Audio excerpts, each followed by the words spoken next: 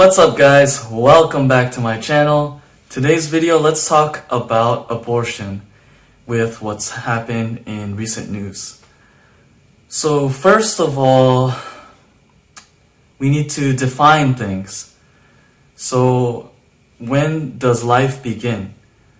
So considering all that we know, life should begin at conception.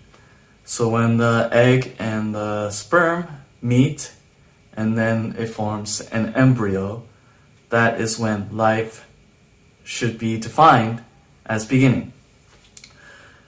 Because let's look at the opposite scenarios. So when the eggs and the sperm are separate, no one gets emotional, no one cries when these are lost. So example, women have periods every month approximately, and they shed a bunch of eggs during the period. And no one cries, oh, I lost so many eggs, because it's not a life. So for them, it's just a process that happens and they deal with that. Or let's say a guy, he's masturbating and then he busts a nut and 100 million sperm go down the drain. And he's not crying, oh, 100 million kids just died. So basically, when they are separate and you leave them alone, it doesn't form anything. But when you combine them and then you supply them with nutrients and proper environment, then they can grow into a baby. One of the arguments that I see very commonly is that this is about women's choice. But to be honest, I'm actually pro-choice, but I'll explain in a minute what I mean by that. And the problem with this argument is that women's choice should not supersede the right to life of that embryo, that baby that's been conceived. The majority of abortions, I checked the statistics, are done electively, which means that they're for numerous reasons.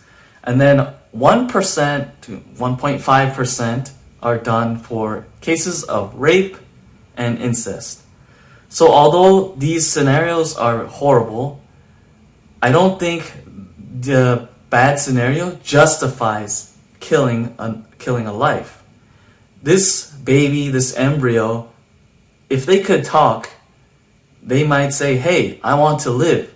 Your right to choose does not override my right to life. The thing is, babies can't talk when they're in that stage, so no one can advocate for them. If they could talk, we'd probably have change a lot sooner. So essentially, the majority of abortions are done for personal, poor decision and planning.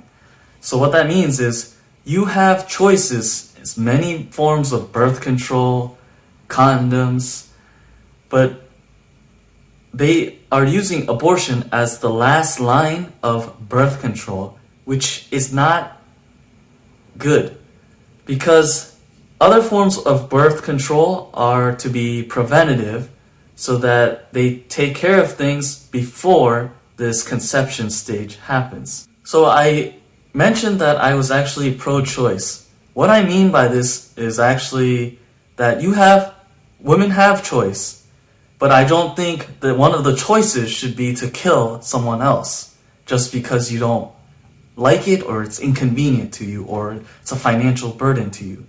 That doesn't give you the right to kill someone else. So the choices that women have are abstinence, so don't have sex if you don't want to have a baby as one of the potential consequences. That's one.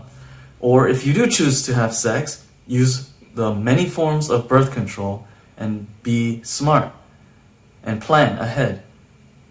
And then the other option is to have the baby and then give it up for adoption if you don't want to care for it. So let's talk briefly about history and about ethics. So, 100 years ago, slavery was seen as normal it was seen as acceptable part of the culture here. But 100 years later, us in the present can look at people in the past and say, these guys were idiots, these guys thought slavery was okay, and they even fought a civil war for it. But now you look in present day, and it's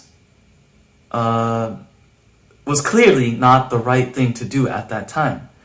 So if we look at this scenario and then look at 100 years in the future, what our future generations would be looking back at us and say, wow, these guys were stupid. These guys were killing babies just because it was inconvenient. They didn't like it.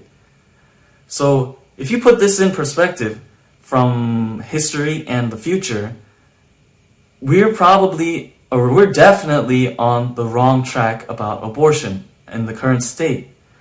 And the fact that even slavery, about 50% was for it and 50% was against it. Same with this issue of abortion. About 50% are for, 50% are against. But we're going to see that when time will reveal that what was the correct thing to do. So anyways, these are just my thoughts on abortion.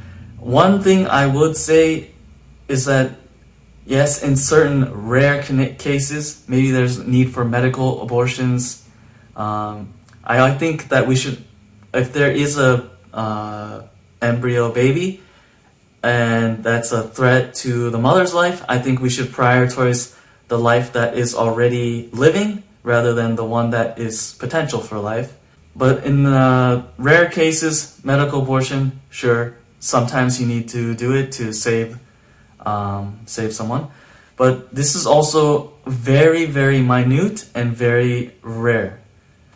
So anyways, these are just the thoughts I had about abortion. Let me know what you guys think. And just take a step back from how you feel emotionally, whether you're for it or against it, and think about it logically and think, is this the right thing to do? And then look at how we did in history with slavery and think, oh, well, I mean, 50% of the population thought that slavery was cool back in the day, but clearly it's not. So if you guys think about things in a different perspective, take your emotions out of it, you guys might be able to see what I'm saying. So anyway, guys, I think the tide is going to shift on abortion, and we're going to come to an epiphany and make it illegal. Anyways, I don't want to take away anyone's rights, but I don't think that someone's rights should supersede someone else's rights to life. Anyway, guys, that's it for this video. I'll see you guys in the next one.